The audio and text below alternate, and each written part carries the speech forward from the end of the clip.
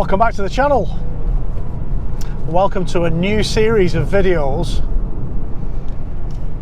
that I'm going to put in a specific playlist, and I'm going to call these videos How I Teach Advanced Driving. I did say in my last video it was going to be called How to Teach Advanced Driving, but I had to think about it. I had to think about what I was going to put into this series of videos, and then I realised that the teaching of this area is very subjective. There's lots and lots of different ways of teaching it, lots and lots of different teaching styles, and I don't want to exclude the teaching styles that I don't use very much. So rather than How to Teach It, which is a very definitive title, I'm calling the series How I Teach Advanced Driving. There will be another series that will run somewhat alongside this one called How I Teach Advanced Riding as well. So if you're here for the bike stuff, subscribe to the channel, get the notifications, and you'll be notified when those videos start uploading as well.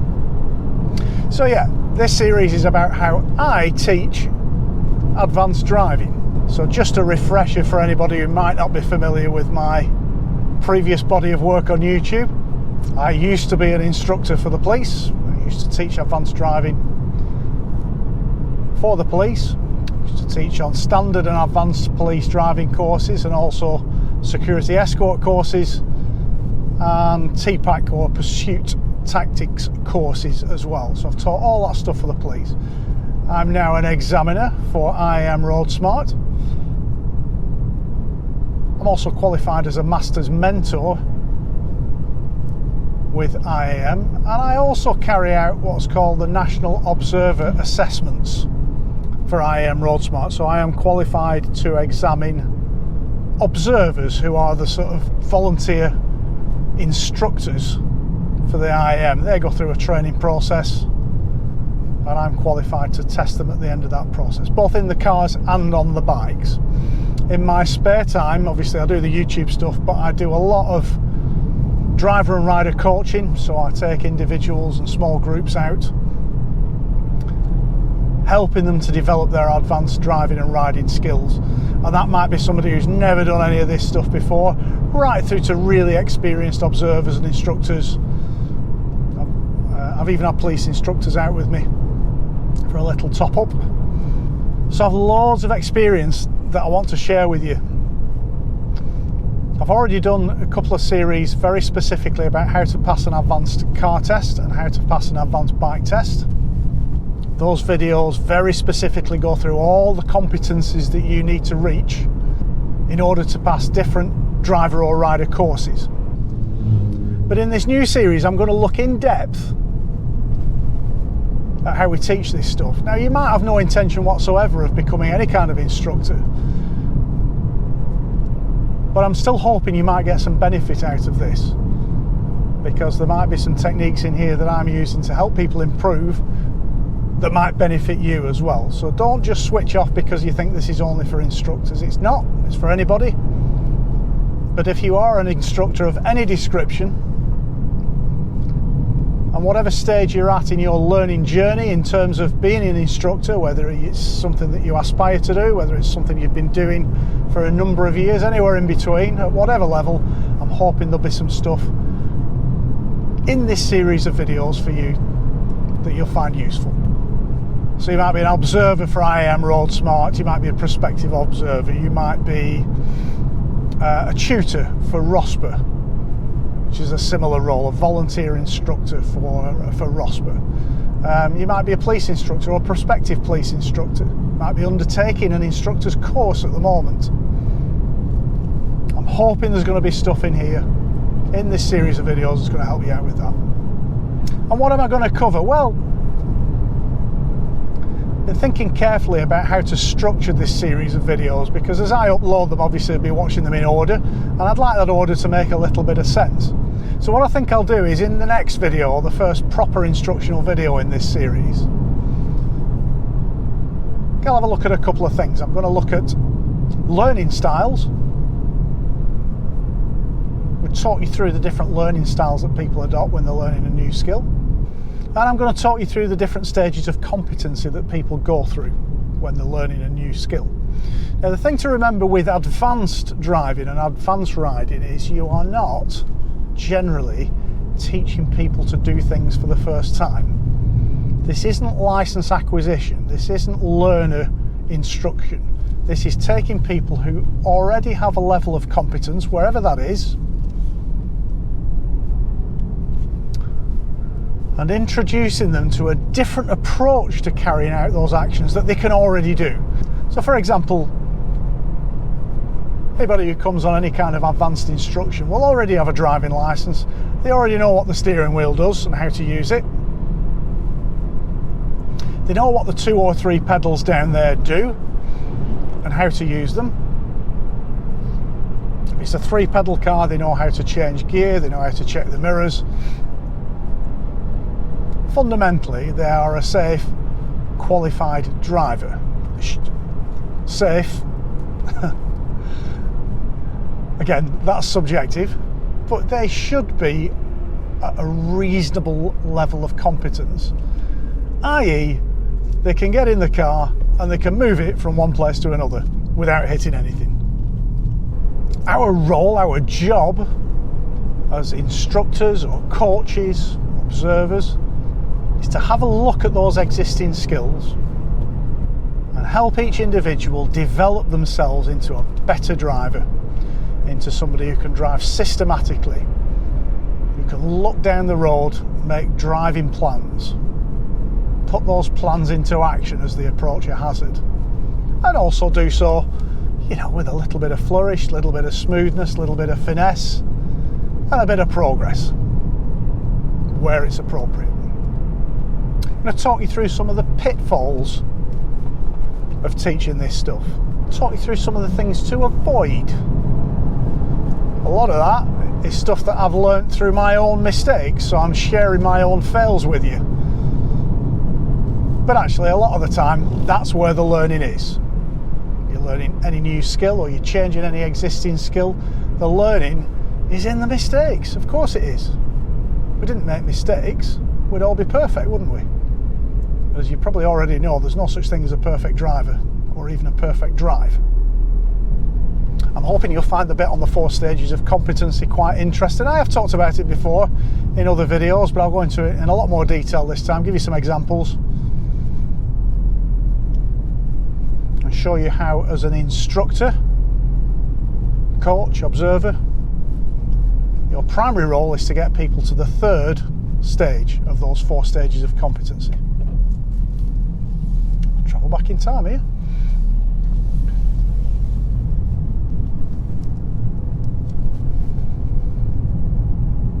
And then if you've got time to help them, ease them into that 4th stage of competency. I'll talk about that in the next video. I'm going to talk about and show you how to use demonstration drives as an instructional tool.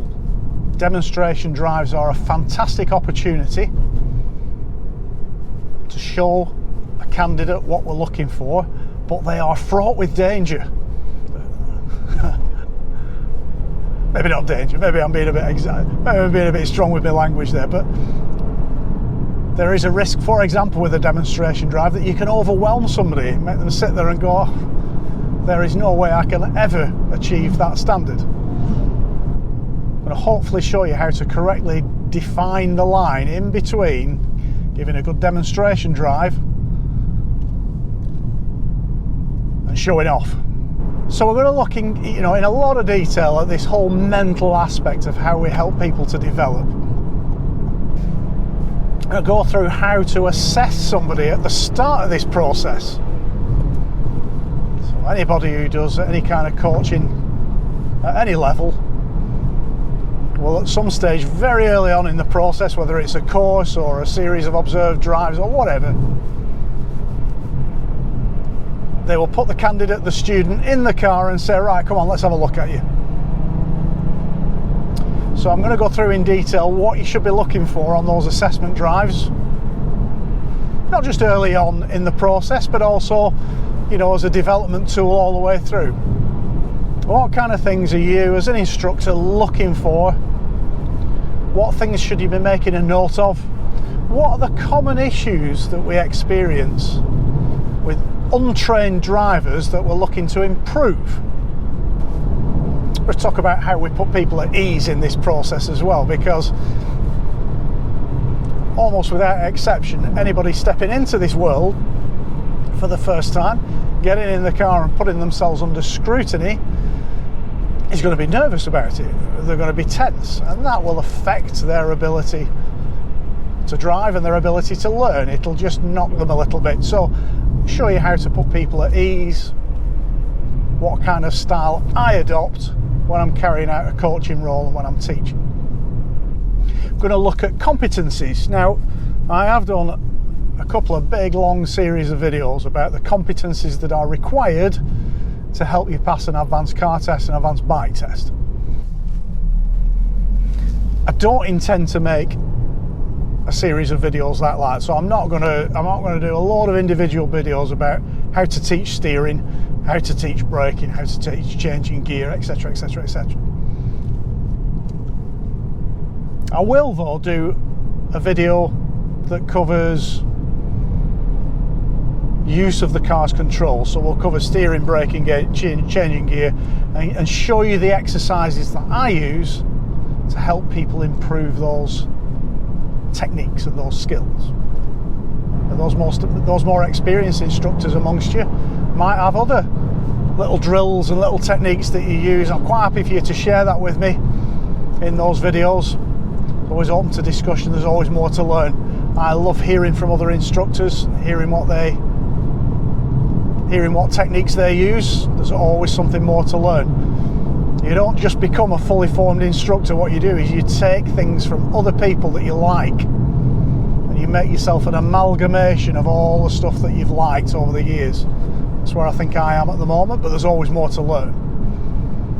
So yeah, maybe not do a video on all of those competencies, but we'll clump them together into videos so that we'll do one on, like I say, the car's controls, steering, braking, gear changing, all that kind of stuff. Do one on observations, planning and maybe commentary.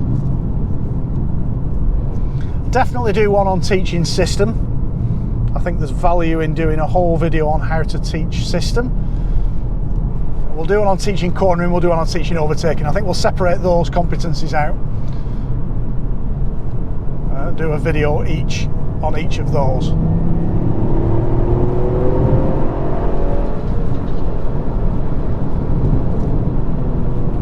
But again, when it comes back to the mental aspect of it, if you are teaching somebody on a course, an IAM course, a police course, a RoSPA course, at the end of it there's going to be a test. So we'll also have a chat about how to prepare your students for test, how to prepare your candidates for test, how to try and ensure that they perform at their absolute best when they're in test conditions. You know, teaching this stuff can be quite frustrating at times. You know, one little thing to note about instructing, teaching, coaching at an advanced level is that it doesn't really matter how good you are at doing it yourself. In fact, sometimes that can be a bit of a hindrance. It can be very frustrating if you don't look at it with the right pair of eyes and with the right mindset. Teaching advanced driving is not doing it yourself. You can already do it. You're going to already have to be qualified to some degree at an advanced level before you move on to teaching this stuff. So you know what's required, you know what the competencies are. The frustration can come from sitting next to somebody who can't do it and wondering why they can't do it, and then showing them how to do it, and then they still can't do it, and then trying to talk them down the road to get them to do it, and they're still struggling. And the frustration comes then from thinking, well, this is easy, this. Why can you not do this? I can do it, look. And then you'll demonstrate it and they'll go, oh yeah. And then you put them behind the wheel again and they can't do it. And it's all about finding the key that unlocks the learning for that person. Everybody's different. So that's why we're going to look at learning styles and teaching styles. And it's also about being as positive as you can while you're doing this. Remember that, you know, a lot of people come into this on a voluntary basis. They are volunteering to put themselves through this learning.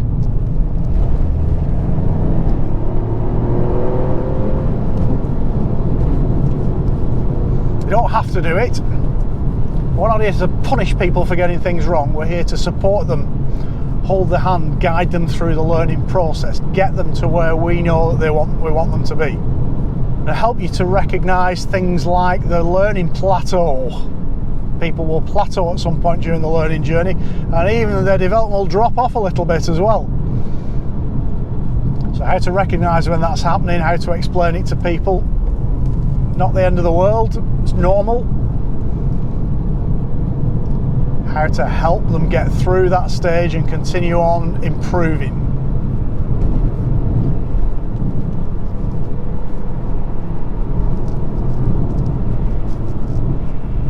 And despite saying that, you know, I found it frustrating at times teaching this stuff, I've been doing it for many, many years now. And I have to say, I absolutely love it. I love seeing people develop. I've developed some techniques where, you know, if you're a police instructor, you've got a few weeks to get somebody up to standard. Usually I've got somebody for half a day or a day. So I've developed some really quick instructional techniques that can get people cottoning on to some of the basic fundamentals of advanced driving very quickly. And you can see development in people very quickly. That's really satisfying. And I love to see the development in people. I love to see people's confidence grow. And you know that one person at a time you're making a difference. One less person out there who is a risk, or certainly is less of a risk anyway as a result of the instruction that you've given them. I think one of the other things we need to look at is how we get this stuff to stick and how we get people to retain it and carry on doing it. I'm a big believer in explaining why we do things rather than just telling them how to do things. So my very first police course, I didn't have a particularly good instructor, just my standard course. And when I asked, well, why do you want us to steer like this? Why do you want us to use a pull-push steering technique? The answer was, well, that's because that's what the examiner wants to see. So I was bright and competent, and I could repeat this all day long. I could do this technique. So I did it on the test, passed, and then the first day back at when I was driving a police car, I was back to doing this again, because nobody had explained what the benefits of a pull-push steering technique are. So I'll go through some of that stuff and explain how we want to get this stuff to stick in people's minds. If people have an explanation as to why we do things, rather than just what they have to do, they are far, far more likely to continue doing that stuff forever, because it makes sense, because they understand the benefit. And we'll chuck some other bits and pieces in there, some words of wisdom, all that kind of stuff. You know what my videos are like. So please, if you haven't already, subscribe to the channel. I don't always go on about subscribing, but you can hit that little bell icon, that little notifications thing, and every time I upload a new video in this series, you'll get a notification. And of course, don't forget to go and have a look at the website, reglocal.com. There's loads more information there about advanced and performance driving and riding. You can get hold of the copy of my books through Amazon, and how you can get a day's driver or rider coaching with me if you fancy it, out on some of these roads. Just in the Yorkshire Dales at the moment, between Laban and Hawes, on a lovely day. If you fancy a run out on some of these roads, drop me a line, we'll sort something out. I would say as well, if there's anything else you want to see in this series about how to teach, let me know. And if there's some good suggestions come in through the comments, then I'll include those in the series as well. But for now, thanks very much for watching, and we'll see you in the next one.